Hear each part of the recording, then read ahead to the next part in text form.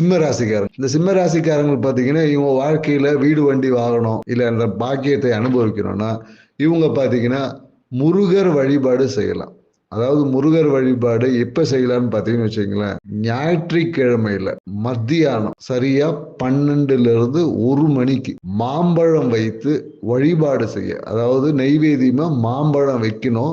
மாம்பழம் கிடைக்கலன்னா, ஏன்னா சில காலங்கள்ல மாம்பழம் கிடைக்காது. அந்த டைம்ல மாம்பழம் ஜூஸ் கூட வச்சு வழிபாடு செய்யலாம். ஏன்னா அப்படி செய்யும் போதும் பல பேருடைய வாழ்க்கையில நிறைய நன்மைகளும் நடந்திருக்கு. மாம்பழம் வைத்து வழிபாடு செய்ய, உங்க வாழ்க்கையில எனக்கு ஒரு வீடு அமையலையே அப்படின்னு இயக்கத்தில் இருக்கிறவங்க எல்லாருக்கும் வீடு, வண்டி, வாகனம் சார்ந்த விஷயங்கள் உங்களுக்கு கிடைக்கும்.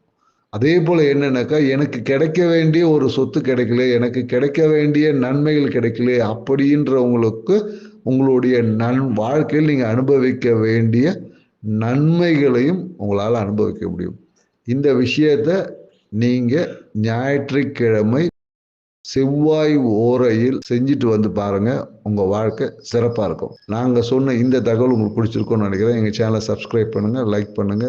இது போன்ற மிக நுட்பமான ரகசியங்களுடன் உங்களை சந்திப்போம். நன்றி, வணக்கம்.